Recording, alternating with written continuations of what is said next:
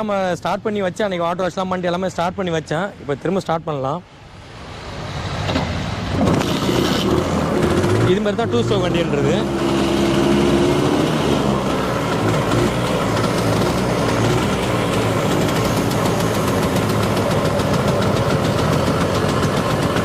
இந்த வண்டி எப்போ எடுத்தாலும் அந்த கியர் போட்டு இந்த வண்டியில் நம்ம என்ன பண்ணுவோம்னா இந்த கியர் இப்படி போட்டு இந்த இடத்துல மண்ணில் இருக்குது வழக்கமான வழி எல்லாத்தையும் போட்டு ஸ்டாண்ட்லாம் எடுத்துன்னு ஒரு இதில் ஃபஸ்ட் கியர் நம்ம இதில் போட்டு தூக்குனா ஸ்டாண்டை ஆட்டோமேட்டிக்காக தூக்கும். அது இந்த வண்டி கியர் போடும் போதும்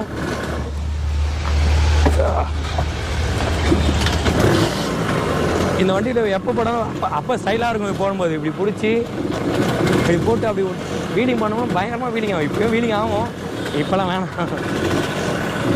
சரி, நீங்கள் ஓடி பார்த்துருக்கீங்களா ப்ரோ? அந்த 2 ஸ்ட்ரோக்குன்னா அந்த ஆசை இருந்து தான் இருக்குது.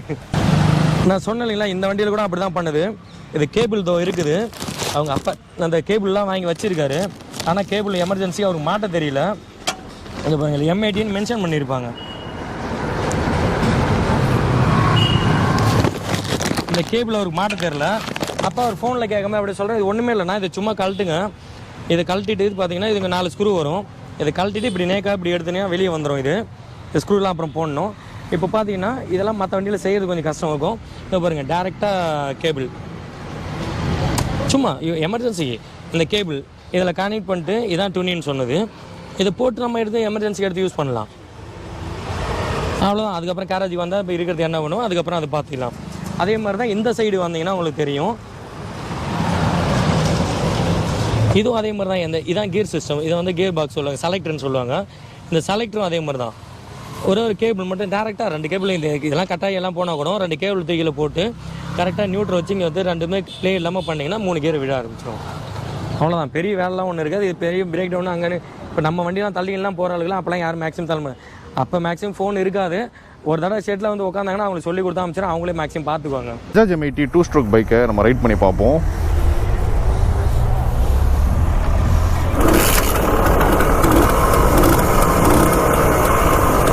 டூ ஸ்ட்ரோக் சவுண்டே வேறு லெவல். இதில் ஸ்டாண்டு பின்னாடி இருக்கா, எடுத்துடலாம். எடுத்தாச்சு. ஃபஸ்ட்டு கியர் இதில் பார்த்தாலே தெரியும், க்ளோஸாக காமிக்கிறேன். ஃபஸ்ட்டு கியர் வந்து மேலே அப்பு, மற்ற 2 டவுனு, மொத்தம் 3 கியரு.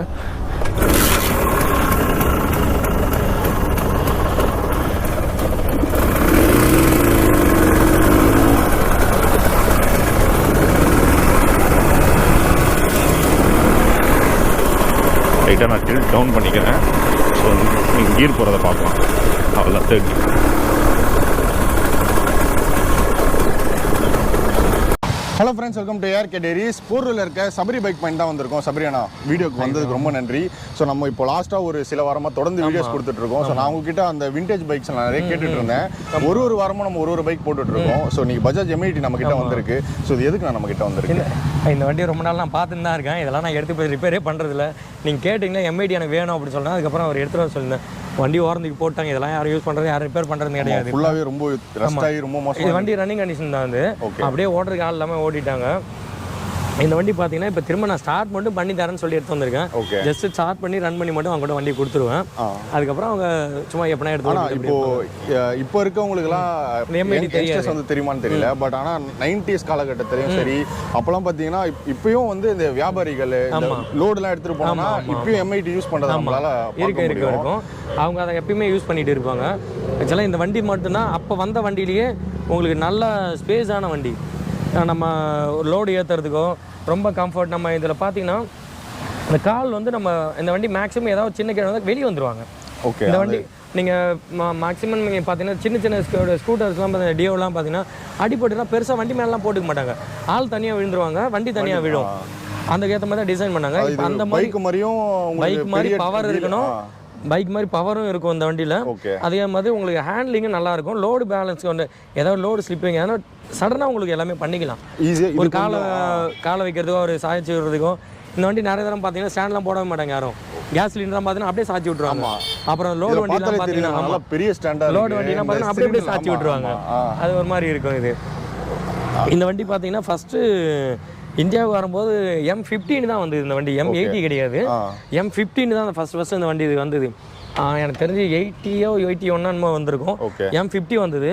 அப்புறம் 86 நான் வேலைக்கு கற்றுலாம் போகும்போது அப்போ தான் ரொம்ப புது வண்டியாக அந்த வண்டி M80 வந்தது. 86 சாரி அப்படி தான் நினைக்கிறேன். அப்போ எனக்கு தெரிஞ்சு அதுக்கப்புறம் நம்ம அப்படியே வந்தல. நான் வேலை கற்றுக்கும் 95.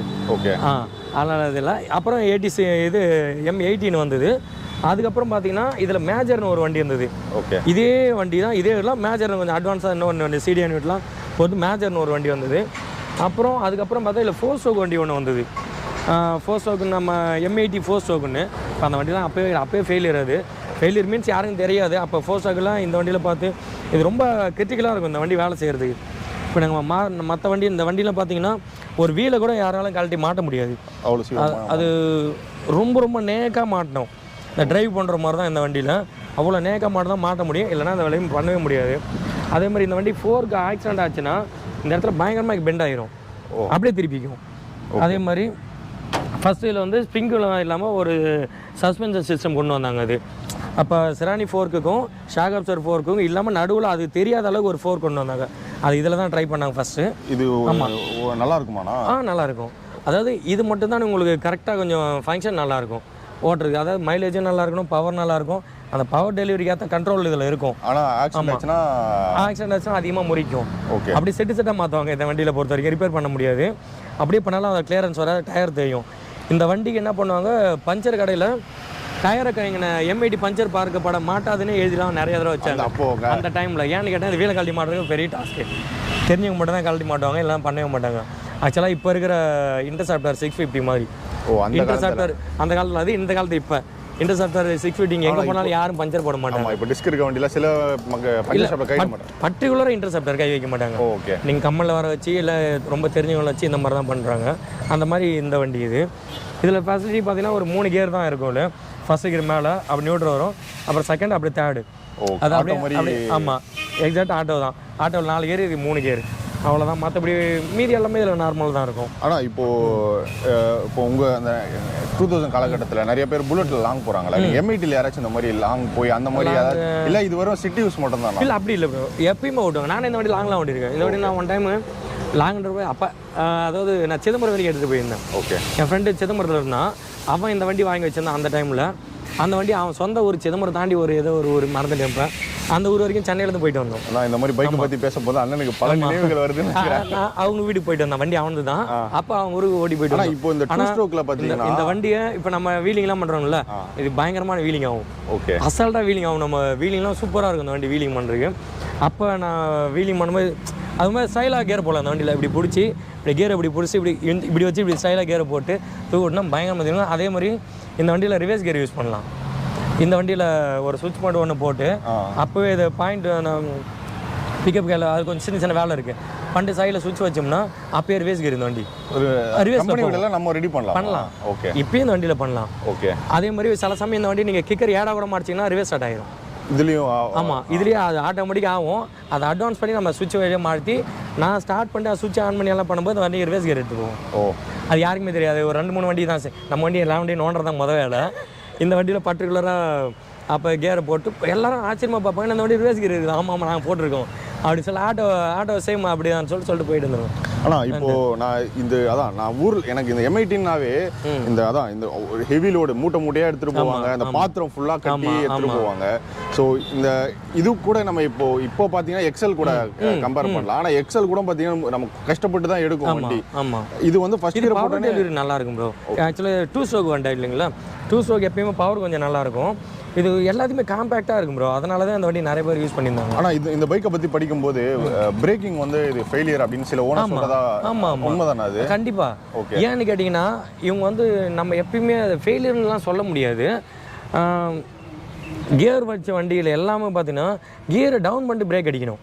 இவங்க கியரில் வச்சுட்டு அப்படியே பிரேக் அடிப்பாங்க. உண்மையிலே அது பத்தாது, ஏன்னா பவர் உடனே லாஸ் ஆகாது. அப்போ அது வந்து இப்போ நம்ம 4 ஸ்ட்ரோக் வந்துருக்கோம், உடனே கொஞ்சம் இப்போ கொஞ்சம் பிரேக்கிங்லாம் அட்வான்ஸாக வந்துருச்சு.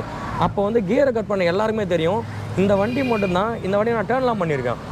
இந்த வண்டி போயிட்டு பிரேக் அடிச்சு நீங்கள் கியரை கரெக்டாக கட் பண்ணி வேறு இந்த வண்டி சுற்றி வரும், வேறு எந்த வண்டியும் சுற்றாது.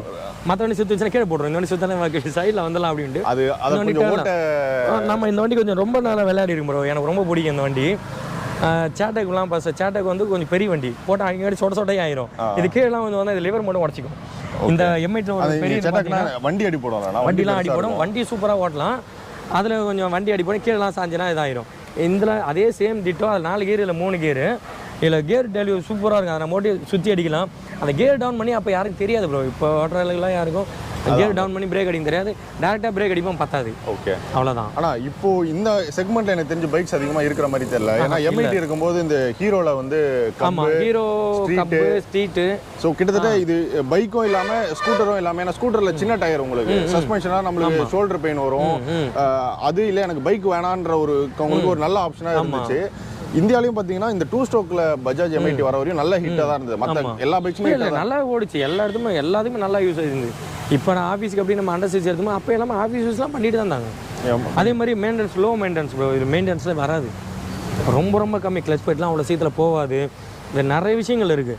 இந்த வண்டி எனக்கு டிஸ்அட்வான்டேஜோட அட்வான்டேஜ் தான் இந்த வண்டியில் ரொம்ப அதிகம். அந்த பிரேக்கிங் தவிர மற்றது எல்லாமே பிரேக்கிங்லாம் கூட நல்லா தான் இருக்கும் ப்ரோ. இது அடிக்க தெரியாது, அவ்வளோதான். ஓகே, அதை நம்ம சொல்லி கொடுத்து செஞ்சவங்களாம் நிறைய பேருக்கு அது அப்படியே. ஆனால் இப்போ அந்த ஹீரோவில் ஸ்ட்ரீட் அந்த மாதிரிலாம் மற்ற கம்பெனிஸில் வந்துச்சு இல்லை. ஆனால் இந்த சேல்ஸு நம்ம ரோட்டில் பார்க்கறது அதிகமாக நம்ம பஜாஜ் தான் பார்க்குறோம். ஆமாம். ஆனால் மற்ற பைக்ஸும் இதுக்கு அப்போ விட்டுட்டு இருந்தாங்கல்ல. ஸோ அது எல்லாமே எப்படின்னா இல்லை, அப்போ வந்து ஸ்ட்ரீக் வந்து 4 ஸ்ட்ரோக் வண்டி.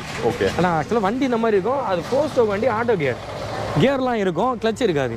ரோட்டரி அதே மாதிரி இல்லைனா அது மாறிட்டே இருக்கும். ஆமாம், இல்லை நார்மல் நீங்கள் கியர் போடுற மாதிரி தான் போட்டோம். அது வந்து ஆட்டோ கிளச். நீங்கள் கியர் எங்கேஜ் பண்ணும்போது கிளச் எங்கேஜ் ஆயிரும். ஓகே, அது எஸ்டியில் கூட அது மாதிரி போட்டாங்க. அந்த டைப் அது வந்து வெளிநாட்டில் கொஞ்சம் அதிகமாக. இந்தோனேஷியாலாம் அந்த வண்டி ரொம்ப அதிகம்.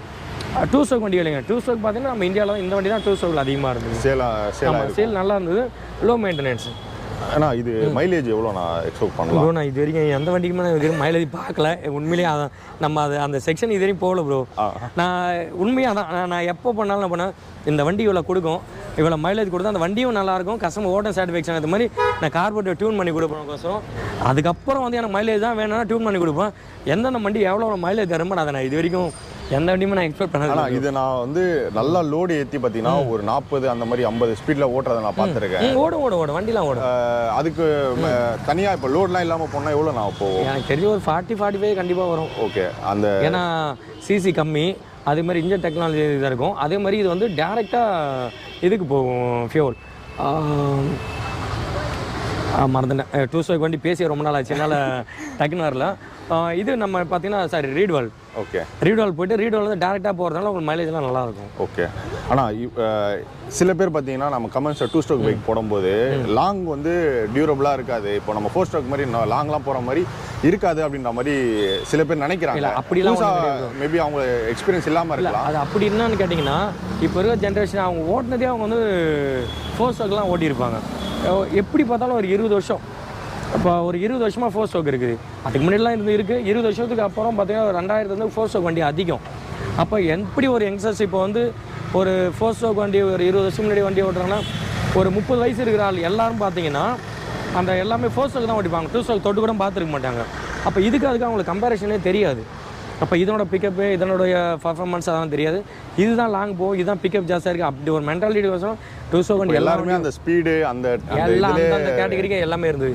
இப்போ இது வரைக்கும் எல்லாரும் பார்த்தீங்கன்னா எல்லாமே இப்போ இருக்கிற எல்லாமே 2 வேல தான் வண்டி ஓட்டுறாங்க. 1 வேல இது வரைக்கும் யாரும் வண்டி ஓட்டல. அந்த டைம் எல்லாம் 1 வேல ஓவர்டேக் பண்ணி 1 வேல ஓட்டுறதுலாம் வண்டி பயங்கரமாக கட்டடிச்சு எல்லாம் ஓட்டுறதும் சூப்பராக இருக்கும். ஏன்னா நாங்களாம் 1 வேல தான் அதிகமான வண்டி ஓட்டினது கற்றுன்னு போகும்போதுலாம் சூப்பராக இருக்கும். ஓகே, ஆனால் இப்போது நம்ம இந்த பைக்கில் லாங் போகிறோம்னு வச்சுக்கோங்களேன். இதை ஒரு 15 வருஷம் முன்னாடி போயிடுவோம். போகும்போது என்னென்ன டூல்ஸ்லாம் எடுத்துகிட்டு போவாங்க, என்னென்ன பிரச்சனை இந்த வண்டியில் வரலாம்? இல்லை ப்ரோ, இந்த வண்டியில் பார்த்தீங்கன்னா எல்லா வண்டியில் கொடுக்குற மாதிரி ஒரு ஃப்ளெக்ஸ் பேனர், ஸ்க்ரூ டிரைவர் இருந்தாலே போதும். ஓகே, இந்த வண்டி அடிஷனாக ஒரு கட்டிங் கார் வச்சுன்னா இந்த வண்டி ரிப்பேர் பண்ணி எடுத்து வந்துடலாம். ஏன்னு கேட்டிங்கன்னா இதில் அதிகபட்சம் பார்த்தீங்கன்னா கிளச் கேபிள் கட் ஆகும். இதை ஓப்பன் பண்ணிவிட்டு அதெல்லாம் கொஞ்சம் கஷ்டமான வேலை தான், ஆனால் செஞ்சுக்கலாம். இல்லை இன்னொரு விஷயம் என்னென்னு கேட்டிங்கன்னா, கிளச்சு வெறும் கேபிள் மட்டுமே மாற்றி இந்த வண்டி வெளியே எடுத்து வந்துடலாம். கியர் மட்டும் அதுக்கு ஸ்லீவ் தேவையில்லை, எல்லாமே செட்டிஸ் எல்லாம் மாற்றலாம். ஜஸ்ட் இங்கே எமர்ஜென்சிக்கு வெறும் இந்த கிளச் கேபிள் வெறும் ஒரு இன்னர் மாட்டி கீழே ஒரு துணின்னு சொல்லுவாங்க. துணியெல்லாம் இப்போ யாரும் யூஸ் பண்ணுற பேரே கிடையாது. கீழே துணின்னு விடுறாங்க, அதை யூஸ் பண்ணுற கட்டிங் பிளேயர் தான் உங்களுக்கு வேணும். அதை ஒரு கட் பண்ணி போட்டு அப்படியே எடுத்து வந்தாலும் அப்புறம் கட்டிங் போது வாங்கி போட்டுக்கலாம். மற்றபடி இதில் வந்து வேறு ஃபால்ட்டுன்னு சொல்கிறதுலாம் ஒன்றும் பெருசாக இல்லை ப்ரோ. உங்களுக்கு ஃபியூல் அடைக்குதுன்னு சொன்னீங்கன்னா டக்கு நீங்கள் கீழே கழட்டிங்கன்னா டூல் பாக்ஸ் கீழே ஃபியூலில் இருக்கும், டப்பா மாதிரி இருக்கும். அதை கழட்டிட்டு பார்த்தீங்கன்னா அப்போ பெட்ரோல் மண்ணில் அதிகமாக வரும். க்ளீன் பண்ணி தூக்கி போட்டிங்கன்னா பெட்ரோல் அடைக்கிற பிரச்சனையே வராது.